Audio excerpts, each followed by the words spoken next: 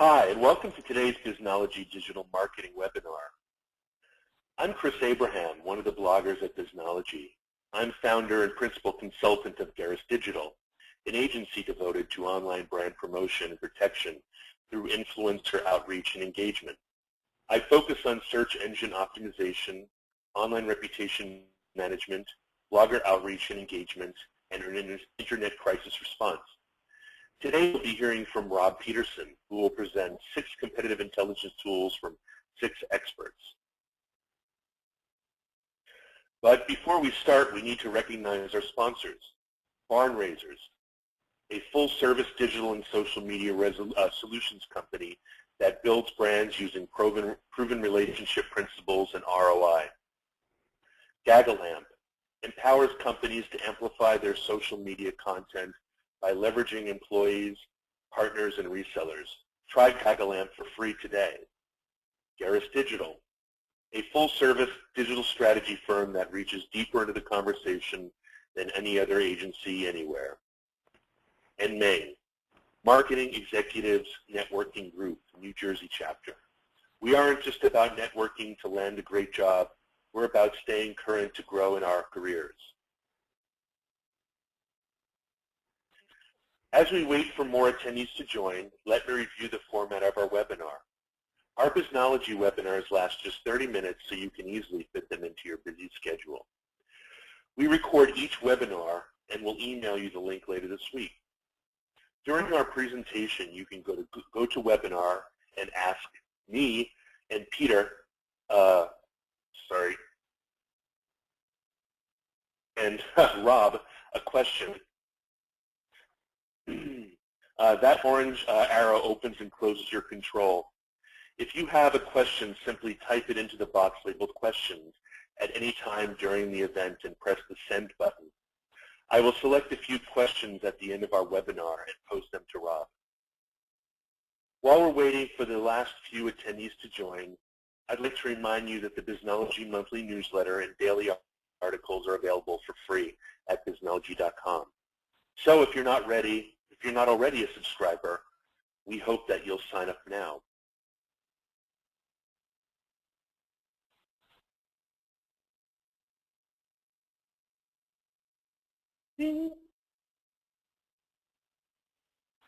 Thanks again to all of you for spending 30 minutes with us. We know how valuable your time is. So let's introduce today's speaker. Rob Petersen is president of Barn Raisers, a digital marketing solutions company that uses social media, the power of community, and the proven principles of relationship marketing to build brands. He's also on the MBA faculty of Rutgers University, where he teaches courses in web analytics, SEO, and social media measurements and ROI. Rob has been recognized by the American Marketing Association for building billion-dollar businesses multiple times. So if you've ever struggled with how to use competitive intelligence for your business, this is the webinar for you. Rob, take it away. Thanks, Chris, and welcome everybody to this webinar on competitive intelligence and tools that you can use to monitor your competition better. I'm going to start today's webinar with a couple of definitions of competitive intelligence. And this first definition comes from the year 5000 BC from Sun Tzu, the Chinese strategist, philosopher, and general who was the writer of The Art of War. And he has a very good definition of competitive intelligence, which is current even today, which is know your enemy and know yourself, and you can fight 100 battles without disaster. A very good and timeless definition of why we, or businesses, or countries, do business or competitive intelligence. But that definition's been transformed over the course of a couple of centuries, and now really this definition, which is kind of a contemporary compilation of what exists in Wikipedia and from other sources, is really how we define competitive intelligence today. It's a systematic process where we gather, analyze, and disseminate information with the idea of helping companies achieve their goals.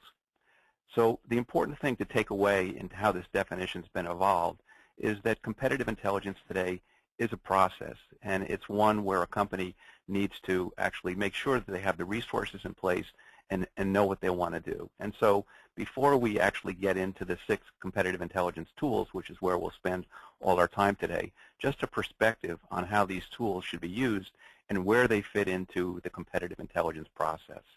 Because the first thing you need to do with competitive intelligence is you want to just make sure you know how you're going to use it. The last thing you want to do with competitive intelligence is when somebody says, well, what do we want to know about our competition? When somebody says, we want to know everything about our competition, that's a very bad way to answer the question, because the important thing about a competitive intelligence process or business intelligence is it's focused. You're focused on what you need to know, why you need to know it, when do you need to know it by, and then what are you going to do with it? Because this is the way that all of that intelligence is used in a way that it can be applied to have companies achieve their goals.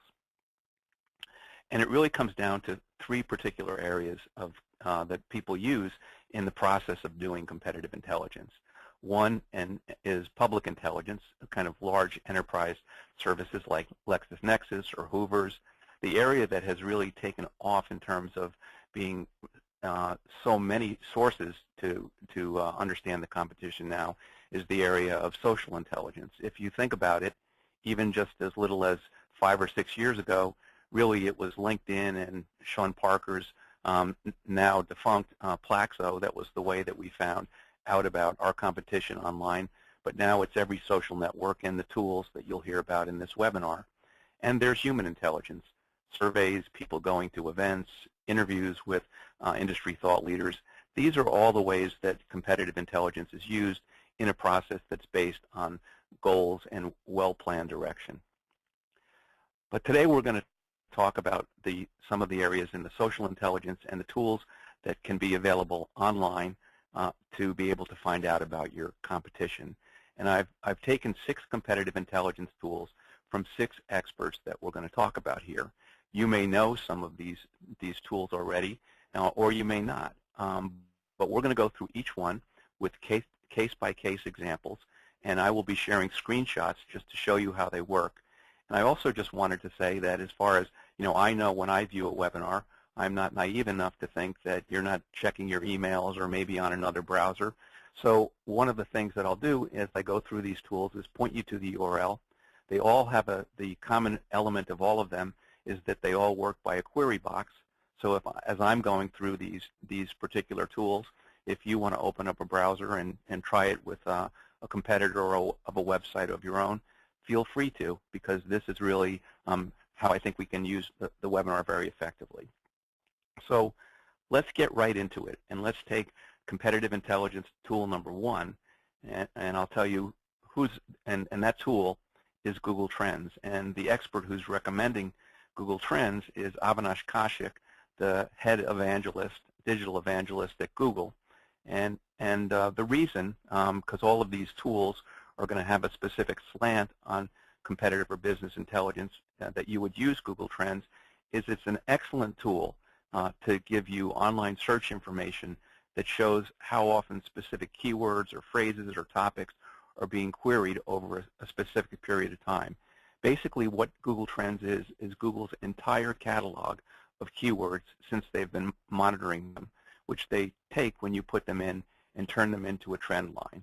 And so think of Google Trends as really the Library of Congress of keywords online. And if you're looking to try to look at it as I take you through this, the URL is google.com/trends. Let me show you a couple ways that this Google Trends can be used or has been used in my experience.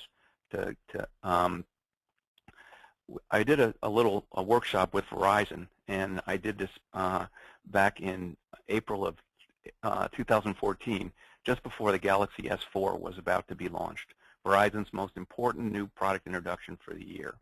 And the people in the room wanted to sort of get a sense of what the early adopters, the young people who would basically be putting the word out of how this was a hot new phone, what the level of interest was in the Galaxy S4. So one particular person went to Google.Trends, and in the query box on the page, google.com/trends, they put in 2 words that they thought might be relevant to their target audience of young people. One was the Galaxy S4, and one was somebody else that might have been topical to that audience, and that was Justin Bieber. They trended those two phrases, and they saw that just about at the time the phone was launching, if you followed this red box, that the Galaxy S4 actually had more buzz about it on the internet than did Justin Bieber. A very creative use of how you could use Google Trends to sort of look at what might be topical phrases and how does your brand fit in terms of being in line with where things are going. Google Trends actually also changed the course of my career, and in a way that I never look back in terms of being grateful for. I worked in large advertising agencies up until around 2009 when I started my own business because I had a client who was willing to give me a project that would make it worthwhile for me to go out on my own. But it was a tough time. The economy was in a bad state, and marketing was always the first thing to be cut. And as a marketing consultant, I was on the internet one day and saw that, you know, the need for marketing consultants, this blue line, was really not going anyplace in a hurry. So I thought to myself, well, I'm really just a marketing person. What else could I be doing? How else could I be repositioning what I do? And so I put in the phrases digital marketing and social media marketing, and you could see how interest in those areas has grown. So it's a great tool really for understanding from a standpoint of competitive or business intelligence what are the keywords or topics that people are really interested in these days, and what are they not interested in. The next tool I'm going to talk about, and I'm going to talk about two tools that are used to basically monitor competitors' websites, is Compete. Now, you can't use Compete. This is the only paid service that I have of the 6 competitive intelligence tools. It comes to us from Sam Crocker of Moz, who is one of the industry experts who really thinks highly of it. It's a great tool for monitoring website traffic, but so I'm bringing it to your attention because of its value. It looks at about the top 1 million websites in the U.S., but it costs about $200 a month to use. So I'm going to give you an example with a screenshot of how it's used to sort of show you how you might monitor your competitors. This is a graph of what you might see in Compete if you were looking at 3 particular websites. I've used here the website Amazon.com, Best Buy, and Walmart. And I looked at them over the course of a year. And what I did in this instance was, as you can see, the website traffic of all of them sort of stays steady throughout the year, except for the period of October through the end of the year, when, of course, there's higher seasonality due to the Christmas season. But the interesting thing to me about this chart is basically the difference between Amazon and the other 2 competitors. As you can see, the other 2 competitors, Best Buy and Walmart, are almost in lockstep, starting as early as October. But it's Amazon that really sort of peaks just about the end of the year or just around Christmas time. And of course, this is due to their policy of 2-day shipping. But if you were Amazon, this is terrific information to use in terms of how to manage your resources. When Black Friday and Cyber Monday comes, if I were working at Amazon, I would say, let Walmart and Best Buy generate all this awareness for me. I'll even give people that work with me time off, because when Christmas time comes, that week before Christmas, nobody's going to be able to leave their desk. We'll be so busy managing orders for all the people who are now coming to us to make their purchases because they're waited to the last minute or they're taking advantage of the free shipping. So this is a good tool to show you how to manage your marketing and manage your resources. A free tool that does essentially a lot of the same information, and also a subsidiary of Amazon, is a tool called Alexa.com. And it's great for managing web traffic too. At Alexa.com, you put in the query box the name of your website.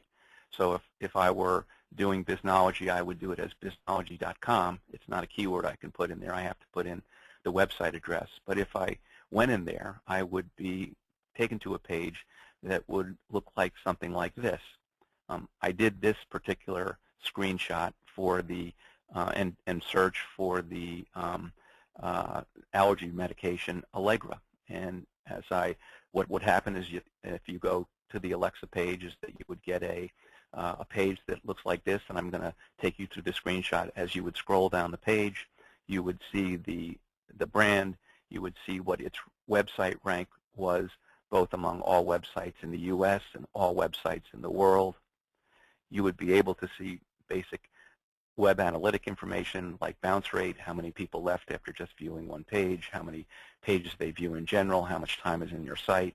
And because of the cookies that we carry with us, you're even going to get some audience information about the demographics of your audience, which would be done on kind of an index basis where this line sort of separates those people who are above or below national averages.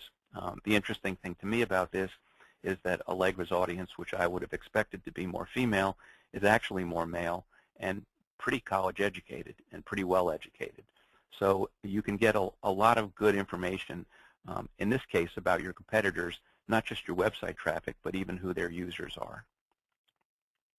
If you're in the business of advertising, or especially in the business of paid search, there's a tool called Keyword Spy, which Mark Purtell of Search Engine Journal has recommended as a great tool, and certainly has a great name for a competitive or business intelligence tool, but it's at keywordspy.com.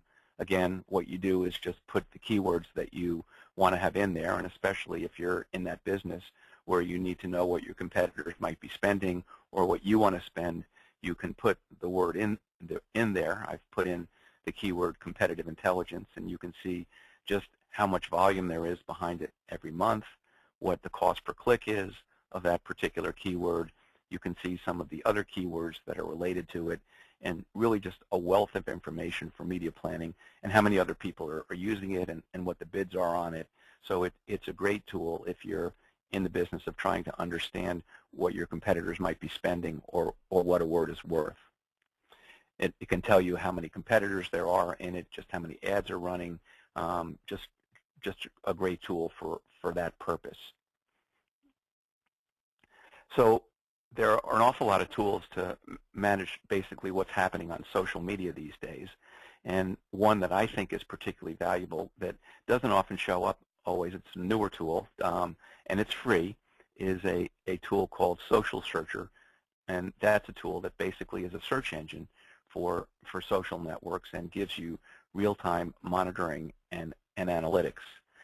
And one of the reasons that I like this tool so much is that I think the dashboards on it are really, really pretty good. So let's show you what this tool is like. So if I put in a phrase here, and I go to, I get in the top, you'll see I have two places I can go. I can get the search results where I would see exactly the tweets or the Facebook posts or the Google Plus posts that were actually said, and I can see the actual text. Or I can click on the analytics post. I get that choice as well. And I can see a wealth of information in dashboard form that I could really kind of use for purposes of letting people know not only what's being said, but where it's coming from and the type of things that are being mentioned. For example, if I put in a certain word that I wanted to use, I could first see what the volume of posts occurred were from day to day or month or over the course of 30 days. I could see what social network they were coming from and how that was going. And I could see what types of information was being posted from each social network. So in this word that I put in for Social Searcher, I can see that on Facebook, the primary thing that people are doing when they put this particular word in is they're posting a video on it. In Twitter, they're actually posting a link. And in Google Plus, they're also most often posting a link. So I know from the word I was searching where the volume of the information is coming from, what often is the thing that people are communicating with it in addition to the words that they're using. And I also can know what the audience sentiment is. This is a phrase from Social Searcher that actually gives you a sentiment analysis. A sentiment analysis is basically whether when people post they say something that's positive or negative, and this is done through a machine kind of looking at the words and describing from what's there whether it's a positive or negative post. And I can see for this particular word that the sentiment on Facebook was particularly positive, on Twitter it was kind of neutral, and on Google Plus it was particularly positive. So this is information that would be extremely valuable, both in terms of if I was working for the brand or the industry that I was researching with these keywords, I could see either where I wanted to be spending my attention, where the testimony and the sentiment was most positive, or I might be listening for what might be negative information or what might be neutral information that might be coming out on Twitter. So I can use it for research, or I can use it for really spreading the word a little bit more. And finally, I'm going to take you through a tool that comes from HubSpot. It's called Marketing Grader, and it's recommended by the CMO at HubSpot, Mike Volpe. And it's a tool for really understanding how your website is set up and how optimized it is. And simply what you do when you go to marketing.grader.com is you enter the name of your website. It'll ask you for your email address, but you don't have to do that. You do it just like you did with Alexa. You put the name of the website in, like biznology.com, and you'll get a grade. I did this for our website at barnraisersllc.com, and that grade is basically a function of what is important for a website to have, so that it's generating good results with the search engines and it's generating good outreach. So the grade is really a function of how well your website is set up in terms of having a blog, being able to share information on social media, some SEO information, which I'll get a little bit deeper into in the next slide, any lead generation elements that you have, and whether your site is mobile optimized, because these days 30% or more of traffic to a website is coming from a mobile device. And this whole Marketing Grader platform was recently upgraded a couple years ago to take advantage of all the changes that are happening that make social media and blogging and mobile optimization very important. So it's a good tool to use with a client in a very basic way to sort of let them know just how they're doing. I'm drilling into the SEO area a little bit more here, and when I drill into the SEO tab for our business, I can see that I get some information as to the authoritative links that are driving my website traffic. I get information as to how many pages on search engines our company's site is listed on. In this case, they're called indexed pages. On the right-hand side, you can see there are 972 pages on the internet that we're on, how many inbound links we have, which is 357, and some of the inbound links that are listed as authoritative. One is that I blog for Biznology, and that's listed as an authoritative link. And I live in New Canaan, Connecticut, and my office is in Wilton. And I spoke at the Chamber of Commerce, and apparently the Chamber of Commerce has a high authority too. So it tells you kind of what are the links that are valuable and you might want to be searching out in future posts or content that you put out on your site. So I've rifled through a good number of slides and tools here, and I hope it's been helpful to you. And now I'm going to turn it back to Chris. Thanks, Rob. I'm sure our attendees have a much stronger idea of how to use these competitive intelligence tools, but you didn't answer every question. I've got several good questions from our audience teed up for you, and I'd like to remind our audience that it's not too late to ask your own questions by typing it into the questions box in your GoToWebinar controls. Before we get to the questions, I'd like to remind you that the Biznology team provides Jumpstart workshops for corporations who want to apply what they learn directly to their own business and have their team create a plan for executive approval right in the workshop. Tom, Peter, and Mike Moran teach you search marketing course. Teach the search marketing course, and will be there to guide you and help you persuade that executive to say yes. Go to biznology.com/training for more information on all our offerings. We're about to start firing questions at Rob, but we need to thank our sponsors once again. Ding. Barn Raisers, a full-service digital and social media solutions company that builds brands using proven relationship principles and ROI. Gagalamp empowers companies to amplify their social media content by leveraging employees, partners, and resellers. Try Gagalent for free today. Garris Digital, a full-service digital strategy firm that reaches deeper into the conversation than any other agency anywhere. MENG, Meng, Marketing Executives Networking Group, New Jersey chapter. We aren't just about networking to land a great job. We are about staying current to grow in our careers. Now on to your questions. Okay, Rob, the first question is, how many of these tools are free, and do I need to pay for them? And if they are free, are there any advantages from the premium models? Good question, and thanks for asking that. That's a really good clarifying question. All of the tools except for Compete that I offered up here are free tools. Compete's the only one that's a paid tool. It's about $200 a month, and it's thought of as one of the better competitive intelligence tools compared to the other one that was used was Alexa, which is also very good. It just has a bigger panel. It has about 2 million people on the panel versus Alexa that has 1 million people on its panel. But some of the free services, Alexa is a good example, are services that offer a bit at the free level but also have subscription models. So Alexa, which the slides I showed you in this webinar are free, there's also a paid model that goes, I think their increments are starting at $50 and go to $150 a month. And those models, they give much more detailed information about web analytics of particular competitors. So the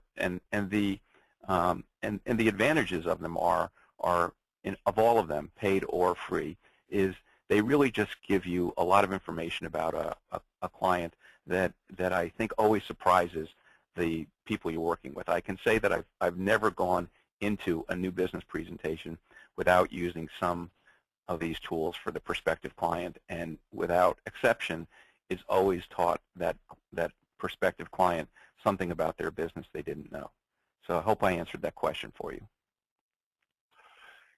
Yes, thank you. Another question is, if I'm starting from the ground floor, a lot of the terminology and contents and context of a lot of the sites you were showing us don't make any sense to me. How can I learn more about things like backlinks and reputation and those sorts of things that you mentioned in the presentation? Sure. A couple of the tools, Alexis in particular, and marketinggrader.com. Well, the best way to learn about backlinks is to learn about what are credit links. And so of the tools that were shown here, the 6 tools, the tools that do get into links are Alexa and marketinggrader.com. Both of those look at links, and both of those tools would show you, not only in telling you the number of links that go to a particular site, what are the ones that they consider to be authoritative links. And so looking at the number of links and looking at what are considered to be the authoritative links, they would give you a background on the value of links and the type of links that would be important based on their authority. So for example, when I used the Marketing Grader tool, and I could see that we had 357 inbound links, basically the equivalent of backlinks, then what we, and I can look at what they were, one being Biznology, one being the Chamber of Commerce in the town where our office is. I could see that basically the type of thought leadership type of sites or community sites that had high value were things that were good things for our business to be on, and I would try to court out more opportunities to be on sites like that. So that's how basically these tools and the terminology, since you asked about backlinks, can be used for that purpose. Excellent. And as more sort of, this is Chris Abraham, as more background and insight, I think there's a couple websites like, obviously Wikipedia is a good source for information with regards to what things mean. And there's a number of SEO type of blogs and search engines. blogs and resources. What are your favorite SEO and SEM blogs, Rob? Sure, and actually they were used here from the experts. I think Search Engine Journal, which was, I believe, used for Keyword Spy, is an excellent SEO blog to be reading, and also the Moz blog, which was used as the expert for the competitive intelligence tool. Those are probably my two favorite SEO blogs. Well, thank you. I have one more question that seems to be about one of our sponsors. Michael Stricker asks, thanks for naming names. Where can I learn more about Meng? So I would just search Meng on Google, and it should probably be easier for you to find. It's Marketing Executives Networking Group. I assume there's all kinds of chapters, but where we have the New Jersey chapter as a sponsor. Okay. Let's see. Well, that's all the time we have for today. Thanks so much, Rob, for these great ideas, and thanks especially to our audience for your participation and your questions. If any of you had questions, you're welcome. My pleasure. This was really interesting for me too, because there's so many so many tools that I'm just blind to. They're right out of my blind spot, and I learn every time I MC. If any of you had any questions that we did not have the time to answer, you can email your question to Eileen, E-I-L-E-E-N, at MikeMoranGroup.com, and she'll be sure to get them to Rob for the answer. Later this week, we'll send you all a link to the recording of this webinar, video recording actually, so you'll be able to watch it, to listen to again, and to share with others. And we also invite you to mark your calendars for our next Biznology webinar with Heather Lloyd-Martin, 5 ways a content audit can drive new traffic, boost rankings, and save you time. Scheduled for 11 a.m. U.S. Eastern Time on February 24. We hope to see everybody back there then. Bye, everybody.